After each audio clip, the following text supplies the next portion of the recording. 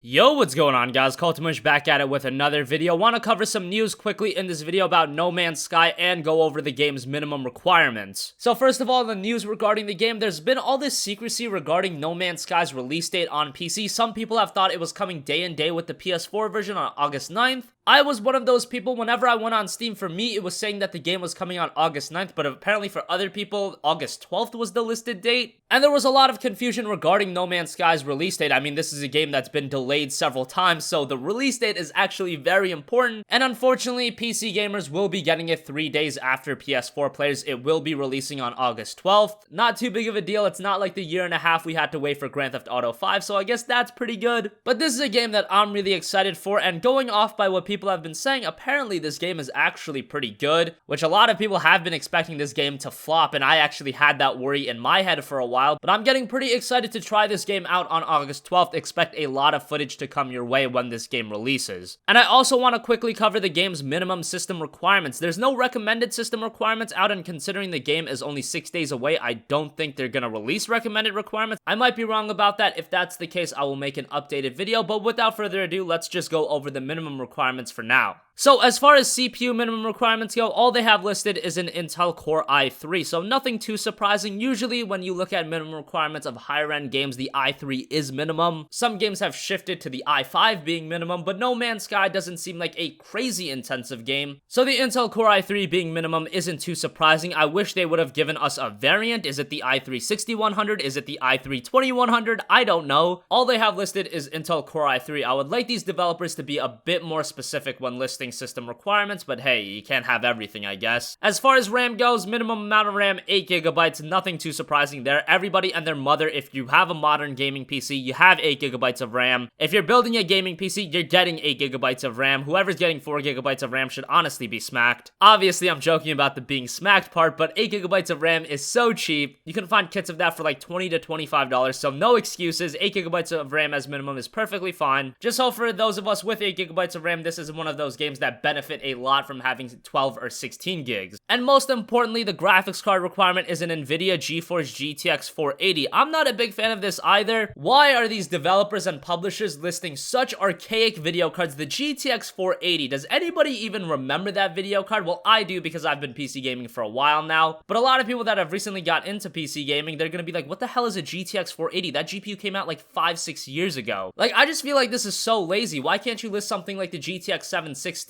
It's not too big of a deal, but system requirements are important, and we do deserve a bit more clarity. The GTX 480 as minimum, yeah, that does sound a little higher end, but if you have something modern like a 960 or an R9 380, you're probably gonna be fine. Even something like a GTX 750 Ti, I'd wager, would be able to at least run this game at like 25 to 30 frames per second. Finally, a very interesting part about this game, storage. How much storage space are you gonna need? Well, you guys might be thinking No Man's Sky is this massive world with so many planets. It's actually a massive universe with so many planets, so many things to do, so much exploration to be done. This game is probably like 50, 60, maybe 70 gigabytes. No, that's not the case. They're only recommending 10 gigabytes of available storage space. And the reason for that is a majority of No Man's Sky's content is procedurally generated. So it's just created as you go, and it's not actually in the game itself. That's why the PS4 version is only like 6 gigabytes, because not all that content is actually on the disc. So that's very nice. A new release game that isn't gonna be 50 gigabytes, I can definitely get behind that. So that is the minimum requirement. I wish we had recommended requirements, because that would give us more insight on what we would need to run this game, but I don't expect this game to be too intensive. Hopefully, if you guys have mid-range PCs, you'll be absolutely fine, and I do think that will be the case. I don't know why the PC version is being released 3 days after the console version. I mean, how much can you do in 3 days? But I'm always the advocate of push your game back, release it at a finished state instead of releasing it at a broken state and taking money from gamers. So that's gonna wrap up this video, guys. Let me know in the comments section down below. Are you picking up No Man's Sky? Are you excited for the game, or do you see this as another survival game you won't check out? As always, guys, thanks for watching, and I will see you guys soon. Peace out.